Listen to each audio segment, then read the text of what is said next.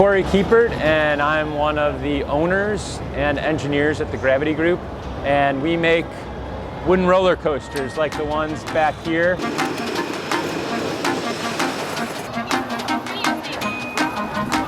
Sometimes a park approaches us and says, we want to ride and we have this space and we want you to put something in it. And sometimes the parks are very specific as far as what they want. And other times it's just like a blank slate. And then there are other times where the ground or the things around the ride dictate how and where something will fit. Like we did a ride a few years ago in Stockholm where we had to go over, under, and through other rides. And there was literally maybe one or two places where we could fit the lift hill. And you know, we knew that we wanted this hill over this arch for a dark ride.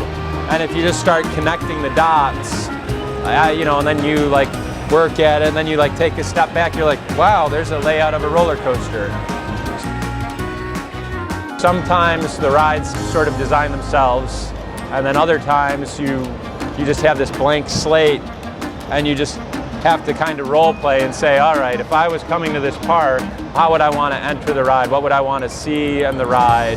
What kind of ride would fit in well with this park? They cater to smaller kids, or oh, they want like a thrill ride, or like behind me, that's like the Mind Blower, and you know, there's this lake, and we thought, wow, wouldn't it be cool if you had the inversion over the station and you could look across the lake and see it.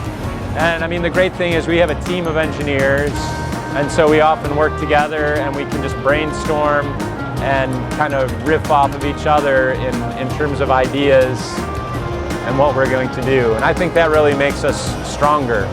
You know, it's not, I am the greatest designer. It's more like we're working together, and sometimes, you know, we're humbled by the other person and their ideas.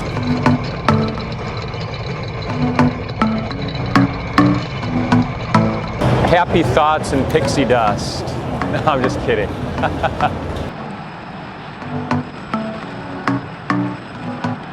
Our roller coasters, you have to put energy into the system, right? And for us, what we do is we have a roller coaster car, and we generally take it up some height. So we take a train from, say, ground level, and we carry it up to some height. And that's like taking it and giving it some, we're putting some mechanical energy into it and lifting it to a height, giving it some potential energy, because it potentially could fall down, right? And that's what we want it to do. So, and then as it falls, like as it gets lower, that potential energy is changed into something called kinetic energy, right? And so if I fall a little bit, I've given it a little bit of kinetic energy. But if say my roller coaster, I'm at the top of the lift hill and I go all the way to the bottom of that first drop, I've given it the most, like all of that potential energy is then changed into kinetic energy. And so I've given it the fastest speed it could have if it's on a flat piece of ground. And so what we're doing as designers is we're essentially just changing the ratio of kinetic and potential energy. You know, like there are these hills, like maybe you go down the first drop, right? So you're going super fast because all that potential energy became kinetic energy.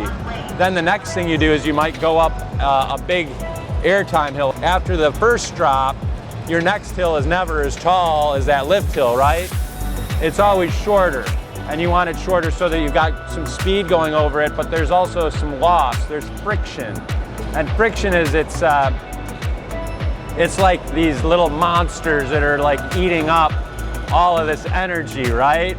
And so like as you go around, you're losing energy.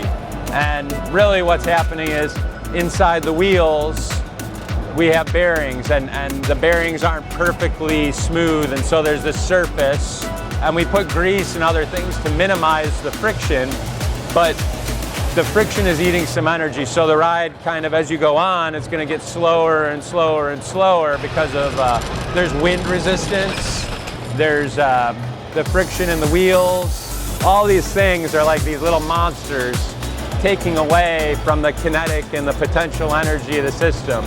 But when we're designing the ride, we take their appetite into account so that we can give you the perfect ride with airtime. I mean, that's what we think a wooden roller coaster is all about. It's that feeling of weightlessness, like when you're going over a hill, you feel like you're maybe floating, and we deliver the best possible experience.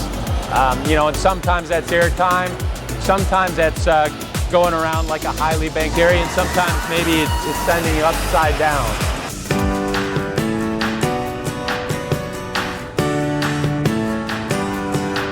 From a roller coaster standpoint, we might talk in terms of G-forces, and that would be like if I'm just standing on the ground, well, I'm just sitting here not moving. So you might say that I have 1 G, you know, down into the ground. When I'm on a roller coaster and I'm at the base of the valley, maybe I have 3 or 4 Gs that's like pushing me into the ground, and that's like saying, like, I'm feeling this force that's like 4 times my body weight. Now when I'm going over an airtime hill, the key is like 0 Gs, and that would be like floating. There's like, you're not feeling any of your weight pulling you down to earth.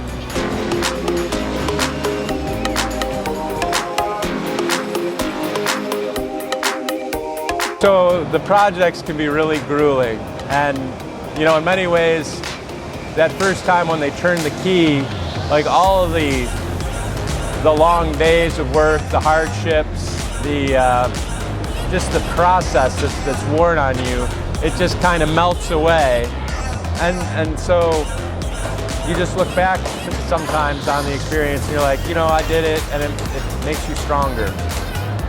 But when you're doing a ride, it's a long process. You get to the end, and then when they turn the key, there's a celebration, you know, and like all the guys and gals on the crew that help make it a possibility, you just kind of share that moment, do a lot of testing, and then eventually there comes a point where we get to hop on for the first time.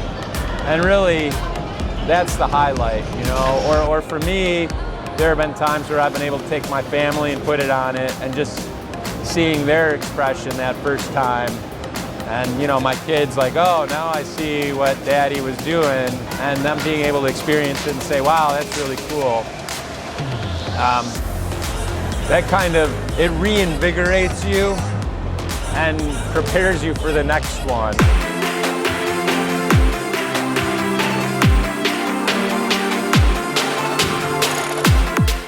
To me, it's not always about making the tallest or the fastest. It's just about the overall ride experience. You know, like I would try to make a layout, you know, like let's say your park is in the mountains. Like we did one that was in the mountains in New Hampshire, and we had a lift hill, and we took time at the top of the lift to have a turn where you could just kind of look around at the mountains around you, you know?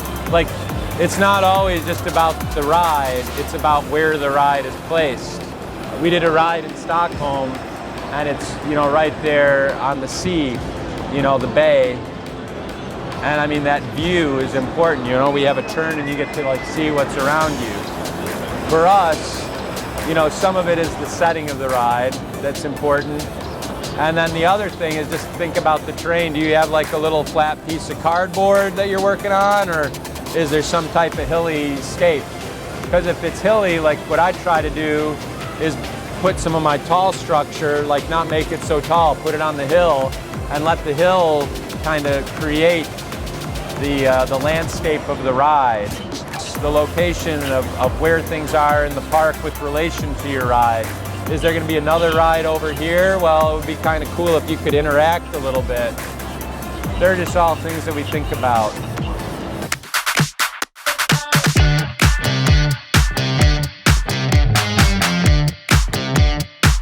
If you really want to become a roller coaster designer, you know, what I did is I reached out to some other folks in the industry and, you know, said, hey, what do I need to do? And some people were really supportive, and then other people weren't. Other people said, you have better odds of becoming an astronaut than becoming a roller coaster designer, so you should just do whatever.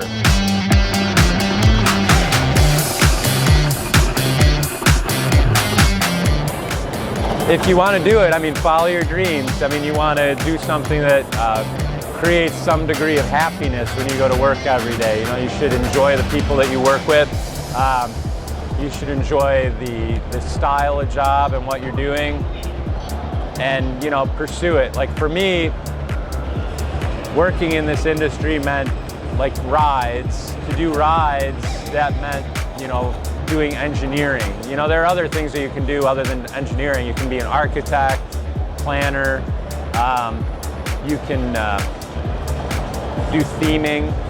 I mean, if you're an artist, like look, someone had to make the front here. I can't draw things like a dinosaur very well, but someone has to draw concepts and make those.